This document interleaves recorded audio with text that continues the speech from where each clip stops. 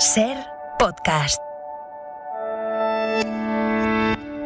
Hola, soy Javier Ruiz y esto es Hora 25 de los negocios. Hoy, las ayudas directas a las empresas superan el trámite del Congreso. Real Decreto Ley 5/2021 de 12 de marzo de medidas extraordinarias de apoyo a la solvencia empresarial en respuesta a la pandemia de la COVID-19. Comienza la votación. Así se han aprobado las ayudas directas en el Congreso. 105 más 244 votos emitidos telemáticamente, sí 64 más 113 votos emitidos telemáticamente, no 59 votos emitidos telemáticamente, abstenciones 41 más 72 votos emitidos telemáticamente. Y así Por las lo tanto, justificaba queda el Gobierno. convalidado el Real Decreto Ley. Y que se extenderán todo lo que sea necesario para seguir apoyando nuestro tejido productivo. Es ayuda directa y es la última ayuda del Gobierno. El Ejecutivo dice, habrá más si es necesario, cuanto tiempo sea necesario. Hoy, las ayudas directas, ese paquete de 7.000 millones más 1.000 de capitalización para las empresas y otros 3.000 millones más que los bancos pueden perdonar de manera voluntaria, hoy esto pasa el trámite del Congreso. Hoy el Ejecutivo justifica que estas ayudas lleguen en este momento con este argumento. Nadia Calviño. Es evidente que el daño de la pandemia y la duración es muy significativo, que tenemos por delante todavía semanas muy complicadas y que hay que seguir ayudando a las empresas, a los autónomos, a los trabajadores y, en definitiva, a los ciudadanos y las familias de nuestro país. De ahí que el Gobierno haya aprobado este Real Decreto Ley con el que prevemos movilizar 11.000 millones de euros más de fondos públicos para proteger y apoyar a aquellas empresas y sectores más afectados por la pandemia y que son fundamentalmente viables. Pero las ayudas llegan, primero, con una parada técnica en las comunidades autónomas. Hacienda traslada ahora estas ayudas a las autonomías en los próximos 40 días y a partir de ahí esas autonomías han de trasladarlas a las empresas. Así que los primeros cobros no van a llegar como pronto hasta finales de mayo, primeros de junio. Es decir, hasta 15 meses después de los primeros confinamientos. Ha sido necesario 1 año y 3 meses para que el Gobierno despliegue esta red de ayuda empresarial y hoy esa ha sido la crítica de todo el Parlamento. Partido Popular, PNV, PDeCAT, Ciudadanos, Más País, Esquerra, los socios de la propia investidura, todos ellos uno tras otro decían demasiado poco, demasiado tarde. Es cierto que llega tarde, llevamos 1 año pidiéndolo. Un decreto que todo el mundo esperaba como agua de mayo, que se ha convertido en un jarro de agua fría. Llegan tarde. Tarde no, tardísimo. Son absolutamente insuficientes. Estamos ante unas medidas insuficientes que nos traen muchas dudas. Nos parece incomprensible la resistencia a la aplicación de las ayudas directas por parte del Gobierno. Merecían ustedes un no, por malo, torpe, ramplón, prepotente. Pero la crítica más contundente por significativa es la del socio del Gobierno. Pablo Echenique, Unidas Podemos, cuestiona la resistencia de la ministra de Economía a dar ayudas directas. No ha mencionado a Nadia Calviño, pero no caben más sospechosos en este señalamiento. Pablo Echenique. No ha sido fácil llegar hasta aquí, básicamente porque se ha reproducido el intenso debate de siempre en el seno del Gobierno de coalición. De un lado, aquellos dentro del Gobierno que quieren volver lo antes posible a la mal llamada austeridad y recelan de cualquier aumento en la inversión pública. Del otro lado, aquellos cabezones dentro del Gobierno que insistimos en que la austeridad no solo fue cruel con los más débiles, sino además una receta económica fracasada. Más allá de la campaña política que se libra en Madrid y que disputan Partido Socialista y Partido Popular, lo cierto es que hay sectores del Gobierno, no solo en Podemos, sino también en el Partido Socialista, que cuestionan la actitud de la propia ministra de Economía y su resistencia a aprobar estas ayudas que el Ejecutivo parece haber empujado por encima de la ministra. Hoy una de las claves en esta votación era precisamente su alcance. Son sectores delimitados, no todos los sectores que lo necesiten, sino solo los que están comprendidos establecidos en el Código Nacional de Actividades Económicas que contempla este Real Decreto. Y son presupuestos cerrados, no hay posibilidad de más extensión.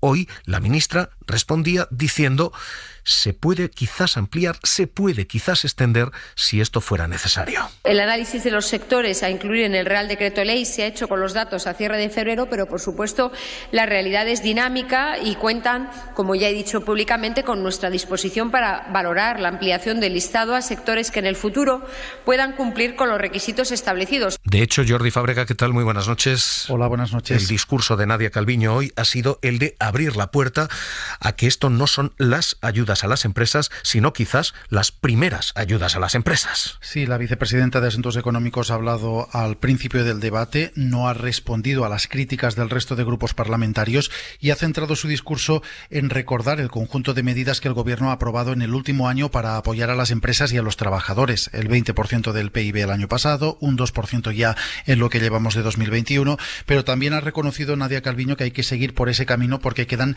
semanas complicadas, y en su intervención ha abierto la puerta no solo, como escuchábamos, a ampliar los sectores que se pueden beneficiar de las ayudas directas de las que se debatía hoy, también ha abierto la puerta a extender el conjunto de las medidas de apoyo a trabajadores y a empresas incluso más allá de 2021. 10 medidas que todavía están disponibles, que seguirán estando disponibles durante el año 2021 y que se extenderán todo lo que sea necesario para seguir apoyando nuestro tejido productivo. Entre esas 10 medidas que mencionaba la vicepresidenta estaban los ERTE y también estas ayudas directas de las que se hablaba hoy.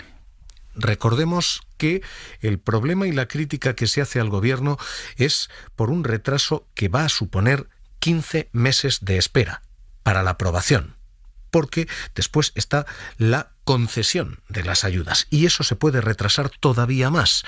La portavoz del Ejecutivo, la ministra de Hacienda, María Jesús Montero, reconocía aquí en la SER que las ayudas quizás se dilaten por trámite burocrático hasta el verano. Así que en el plazo de un mes yo creo que las comunidades autónomas podrán empezar a hacer las convocatorias y espero que durante el verano se puedan recibir esas ayudas, aunque ya la perspectiva de poder recibirlas o conocer las cantidades que se le asignan ya será un balón de oxígeno para las empresas que hará acudir a las entidades financieras o a otros entornos con ese compromiso, ¿no?, de los diferentes gobiernos. Y recordemos, Jordi, cuáles son esas ayudas para quien quiera pedirlas o pueda pedirlas, cómo se estructuran, qué condiciones, qué paquetes son.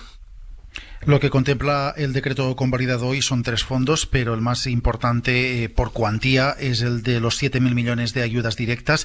2.000 son para Baleares y Canarias, los otros 5.000 a repartir entre las comunidades de la península. De ahí saldrán ayudas para empresas y autónomos cuya actividad en 2020 haya caído como mínimo un 30%. Además, tienen que formar parte de alguno de los 95 sectores que señala el decreto como los más afectados. El dinero que reciban de ayuda directa debe ser para pagar a proveedores y para pagar a costes fijos, pagar cosas como por ejemplo los suministros. Los autónomos que declaren por módulos recibirán un pago de 3.000 euros. El resto de autónomos y empresas recibirán entre 4.000 y 200.000 euros para cubrir entre el 20 y el 40% de la pérdida de facturación que hayan tenido, una vez se haya descontado ya el 30% de caída de ingresos que deben acreditar para recibir las ayudas. Hay un segundo fondo, 3.000 millones para acompañar la reestructuración de la deuda de las empresas y un último fondo de 1.000 millones a través de Cofides para recapitalizar empresas. Ahora mismo, el debate y cómo queda la situación, el análisis, director de Coyuntura y Análisis Internacional de Funcas, Raymond Torres. ¿Qué tal? Muy buenas noches. Hola, buenas noches. Bueno, la primera cuestión es esa, demasiado tarde, 30 días más para que se tramiten las autonomías y cobros a partir de mayo o junio. Eso significa que vamos a cobrar ayudas directas 15 meses después del primer confinamiento. ¿Demasiado tarde? Bueno, está bien que llegue ahora, ¿no? O sea, es mejor tarde que nunca. El gobierno italiano acaba de aprobar un paquete de ayudas similar, en ese sentido, bueno, vamos un poco en paralelo, pero es verdad que en Francia y en Alemania pues se aprobó ya el otoño pasado, algo así, ¿no? Algo similar. Sobre todo, yo creo que una gran diferencia tiene que ver con los sectores en los que se aplica. En el caso de España solamente podrán postularse, podrán solicitar ayudas empresas de los sectores más afectados por la pandemia, básicamente turismo, hostelería, ocio, comercio. En estos otros países, incluido en Italia, todos los sectores pueden pedir ayuda, es decir, no hay ninguna restricción sectorial. Eso es una diferencia. Otra diferencia tiene que ver con el método de adjudicación. En Francia y en Italia basta con una operación muy simple, sencillamente entrar en el portal de la agencia tributaria y solicitar una ayuda para un autónomo, para una pequeña empresa, una empresa más importante, y entonces a partir de ahí se examinan los criterios, y si esos criterios se cumplen, pues la empresa recibe inmediatamente esa ayuda directa. En el caso de España, pues efectivamente esto transita por las comunidades autónomas y depende de que esas comunidades pues presenten sus convocatorias. Hasta que no presenten convocatorias no podrán recibir ninguna ayuda. De momento, con lo que tenemos hoy, Nadia Calviño decía, cabe posibilidad de enmienda y sobre todo cabe posibilidad de autoenmienda. Es decir, que estos sectores se amplíen. Vamos a esto, vamos a iniciar estas 100 actividades que se determinan hoy y será más necesario más mañana. Yo creo que sí, que podría haber una segunda etapa, que sería, de sectores que no son esos sectores identificados que básicamente corresponden a los que han recibido prestaciones por ERTE, y que son sectores también afectados. Puede haber una empresa en cualquier sector de la industria, incluso en la agricultura, que realmente ha tenido un desenvolvimiento relativamente favorable, pues puede presentar dificultades determinadas empresas, precisamente porque están muy relacionadas de manera indirecta con sectores en dificultad. Entonces yo creo que cabe esa posibilidad. El presupuesto que se ha asignado, que son 7.000 millones en ayudas directas, es algo que no se ha hecho en otros países. Por ejemplo, en el caso de los que he mencionado, Alemania y Francia no tienen un presupuesto, sencillamente se determinan parámetros que dibujan las ayudas y, el presupuesto se ajusta a esos parámetros, lo mismo que se ha hecho con los ERTE en España. Entonces yo creo que se podría hacer algo así y, pues efectivamente significará posiblemente algo más de gasto, pero es importante que la agencia tributaria vigile precisamente la aplicación de esos criterios. Tiene que haber una pérdida de ingresos constatada, documentada en la agencia tributaria para recibir las ayudas. Hemos visto el cuándo y ese calendario 15 meses después de los primeros confinamientos. Hemos visto el dónde, estos sectores. Nos falta el cuánto. De momento son 7.000 millones en ayudas directas, 1.000 en inyección y 3.000 millones que puede o no perdonar la banca, porque esto es una cuestión voluntaria. ¿Suficiente? Bueno, yo creo que esto es algo evolutivo y veremos en función también, como ocurrió con los ICO, con los avales ICO, esto se fue desplegando por tramos hasta que se llegó hasta prácticamente 100.000 millones. Y yo creo que lo que está propuesto es en mi manera de verlo, es una primera etapa y es evolutivo. Yo creo que lo más importante es la celeridad en la aplicación, posiblemente su ampliación, si los sectores que reciben las ayudas no abarcan el conjunto de los sectores en crisis y responder rápidamente a las solicitudes que se presenten por las empresas y también vigilar la aplicación. Se trata de evitar que las ayudas vayan a empresas que son, sobre todo si son de tamaño intermedio, que son inviables, y son inviables, pues realmente no hay más remedio que resolver esas empresas. En cambio, si son viables, hace falta actuar con celeridad y contundencia, y yo creo que por eso el dispositivo tiene que ser flexible y ir evolucionando en función de lo que vamos constatando en esas peticiones de ayuda. En la batalla política hoy hemos escuchado al gobierno citar a Eurostat y decir España es el país más generoso de la Unión Europea porque el gobierno contabiliza ahí ayudas directas, ERTES, subsidio de paro, así que lo que dice el gobierno es España, como cita a Eurostat, España es el país más generoso en ayudas y red de rescate. El Partido Popular hoy cita y cifra al Fondo Monetario Internacional, que estima solamente ayudas directas, y España está muy, muy a la cola. ¿Quién tiene razón? ¿España está siendo muy generosa o muy cicatera? Bueno, a ver, esto yo creo que depende. Depende, por ejemplo, existe en este dispositivo de ayudas directas, hay un elemento interesante y es que hay un mínimo de 4.000 euros en ayudas directas a cualquier empresa que se sitúe en esos sectores más afectados, pues con un mínimo de ayuda de 4.000 euros. Este mínimo no existe ni en Alemania, ni en Francia, ni en Italia, ni en prácticamente todos los otros países europeos.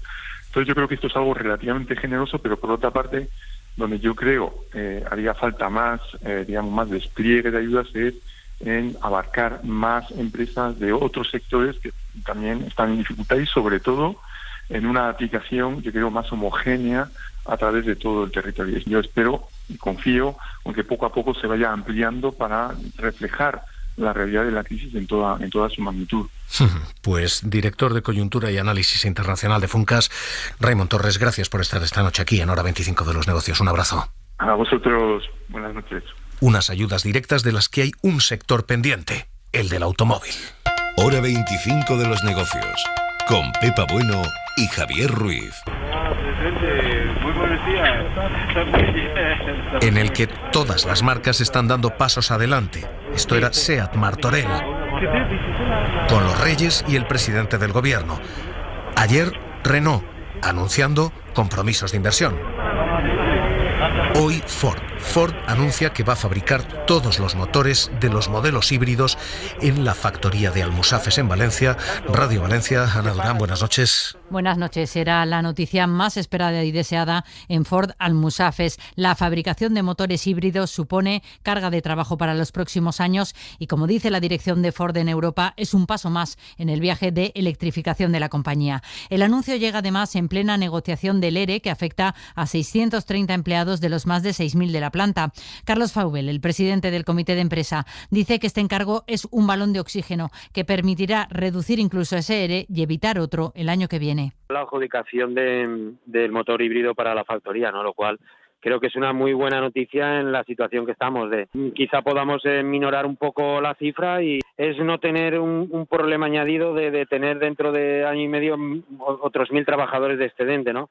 Los motores híbridos comenzarán a fabricarse a finales de 2022. También se ampliará entonces la planta de ensamblaje de baterías con una inversión calculada en 5 millones más de euros, aunque esta es la parte mala, coincidirá con el fin de ciclo del modelo Mondeo. Clave un sector que ha registrado un último mes de febrero de caídas del 38% de matriculación, pero que tiene por delante en juego miles de empleos y todo el sector y el grueso de las exportaciones que realiza España. Carlos Sevilla, ¿qué tal? Muy buenas noches. Hola, buenas noches. Radiografía de este sector. Sí, lo primero, el impacto de la pandemia. El año pasado la producción de vehículos cayó casi un 20% y se vendieron una tercera parte de los coches que se matricularon en 2019. El 2021 no ha comenzado bien. Entre enero y febrero la venta de turismo se ha desplomado un 44% en comparación con los mismos meses de 2020 y de los grandes mercados europeos, el español es el que peor se está recuperando del golpe de la pandemia. Los empresarios del sector prevén una recuperación en la segunda mitad del año. Lo decían hoy la vicepresidenta de Faconauto, Marta Blázquez, y el CEO de Hyundai España, Leopoldo Satustegui. Va a haber un primer semestre muy difícil y todos tenemos la esperanza con la vacunación que la segunda parte del año sea un poco los locos años 20 en cuanto a consumo. Yo creo que el 21 va a ser todavía un año de transición y no va a ser un año bueno en rentabilidad. Vamos a ver qué pasa en la segunda parte del año. Es verdad que enero ha sido muy malo, febrero ha sido un poquito malo, marzo va a ser un poquito mejor que febrero, pero vamos demasiado despacio. El sector del automóvil, Javier, representa cerca del 10% de la economía española y el 9% de toda la población activa. Director general de ANFAC, la patronal del automóvil, José López Tafal, ¿qué tal? Muy buenas noches. Hola, buenas noches. ¿Sufren ustedes una crisis de COVID o sufren ustedes una crisis de modelo, de cambio a electrificación y de, en fin, cambio en el sector del automóvil? Pues ANFAC creo que lo que vivimos ahora mismo es una crisis de COVID. No es muy diferente a la de otros sectores. Lo que sucede es que sí es verdad que la adquisición de un vehículo supone una decisión importante en una familia y con la coyuntura económica que tenemos, pues no es precisamente el mejor momento. Pero yo no diría que tenemos una crisis de modelo porque si algo tenemos precisamente es una gama muy amplia de modelos, tanto electrificados como de propulsión tradicional, y realmente por ahí no tenemos una dificultad. Yo creo que es la coyuntura la que ahora mismo manda. Pero sí es cierto que ciertos modelos, diésel fundamentalmente, habían ido cayendo y que con ello caen plantas de producción, y líneas que estaban dedicadas a esto. ¿Están ustedes en un viraje hacia la electrificación sí o sí o sí?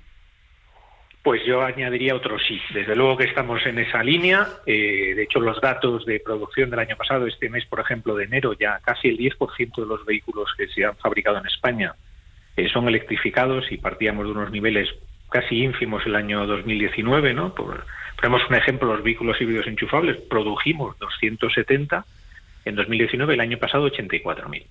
Ahora bien, el 10% significa que todavía queda mucho recorrido. Las combustiones nuevas son vehículos muchísimo más limpios que los del pasado. Tenemos unos estándares muy importantes. Siguen siendo vehículos muy competitivos, y lo que veremos es una transición ordenada en el tiempo que durará 20 años seguramente, donde en el paso del tiempo pues iremos viendo un cambio en lo que es la demanda de un vehículo electrificado a un vehículo progresivamente eléctrico, y la combustión se irá adaptando también, y eventualmente pues cambiará y se concentrará posiblemente en los vehículos pesados. 20 años. Esto llevará tiempo. 20 años de transición. Le pregunto por qué el sector eléctrico, el coche eléctrico, requiere mucha menos mano de obra que el tradicional coche. ¿Significa esto que tenemos 20 años de reducción de empleo en el sector? No, yo no creo que tengamos 20 años de reducción de empleo. Lo importante es que las plantas de producción, los nuevos modelos, se produzcan en España. Suponer que el cambio de tecnología automáticamente va a suponer un cambio de empleo es pensar que nosotros estamos aquí en España, donde no tenemos las sedes, y somos el segundo productor europeo y el octavo mundial por casualidad. Es decir, prácticamente nos han venido las cosas dadas del cielo. No es así. La capacidad de adaptación de nuestras empresas es brutal, la capacidad de liderazgo también. Nuestras plantas son las más competitivas que hay en Europa, pero es que la industria de los componentes son un conjunto de multinacionales españolas que fabrican aquí y en los 5 continentes. Entonces, nosotros somos optimistas, pensamos que hay que hacer un cambio. El cambio a la electrificación puede aportar menos componentes quizá en un vehículo, pero también va a haber nuevos modelos de negocio. Y pensamos, es más, nuestra propuesta, nuestro modelo que hemos presentado hoy, lo que dice es que en 20 años seremos capaces de aumentar el empleo en el sector posiblemente un 50%, 1 millón de empleos más. SEAT, Renault, los dos han anunciado planes de desarrollo a medio y largo plazo, y los dos señalaban, pese a los datos de febrero, caída de matriculaciones un 38,4%, exportaciones caídas, pese a todo ello, decían, España va a seguir siendo clave. Lo decía en nombre de Renault, por ejemplo, Luca de Meo. España es un país muy, muy clave para Renault. Este plan refuerza a España como la segunda casa de Renault y contribuye a reforzar esta relación histórica que ha habido y habrá entre los dos países, Francia y España. ¿España es un país clave de por sí, o España es un país clave para el automóvil si hay ayudas públicas, y si no, no? Yo creo que es un país clave de por sí. Yo vuelvo a decir en lo mismo. Si la gente apuesta por España, y históricamente lo llevan haciendo 5 décadas, no es por capricho, por casualidad, es porque aquí sabemos hacer las cosas bien, tenemos un gran capital humano, tenemos una muy buena ecosistema desde los componentes, la logística, la tecnología, somos flexibles y desde luego eso es un activo que no desaparece de un día para otro. Obviamente, en un escenario en el que estamos ahora, en el que hay ayudas públicas y todos los países europeos están defendiendo a sus industrias, España no se puede quedar atrás. Tenemos que aprovechar la oportunidad de los fondos europeos, aprovecharlos con sentido común, y en todo lo que no son fondos europeos, lo que son las medidas de apoyo, ser un país inteligente, un país amigable con la automoción, porque es una de las joyas de nuestra economía. El gobierno ha hablado de una forma de amistad, casi de sociedad. Reyes Maroto decía, PERTES, los planes que vienen con ayudas europeas pueden ser planes de colaboración público-privada, decía la ministra de Industria. La prioridad es reforzar la colaboración público-privada a través no solo de la Mesa de Automoción, sino también del Foro de Alto Nivel de la Industria que constituimos en diciembre y que sin duda está haciendo también un trabajo estupendo con un debate que necesitamos también, que es avanzar en ese gran pacto de Estado por la industria, donde sin duda la automoción va a ser protagonista. ¿Es esta la fórmula? ¿Alianzas público-privadas en el futuro del automóvil? Ahora mismo es la forma más innovadora que tenemos de atraer inversión, de atraer ayudas, de canalizarlas. Es importante también lo que decida finalmente la Unión Europea, la Comisión, en términos de ayudas de Estado, pero desde luego es una fórmula que no teníamos hace 12 meses. Si algo bueno por desgracia, ha tenido el COVID es que nos ha aportado fondos europeos para poder canalizar al sector industrial, ¿no? al cambio estructural que tenemos, y los PERTE es una herramienta que creo que es muy flexible y que sin duda es una de las vías más directas. No es la única, también tenemos que mejorar las líneas tradicionales y aprovechar estos recursos para tener un mayor componente de apoyo al cambio ahora. Pues José López Tafall, director general de ANFAC, gracias por estar esta noche aquí en Hora 25 de los Negocios. Un abrazo. Pues muchas gracias por invitar a ANFAC.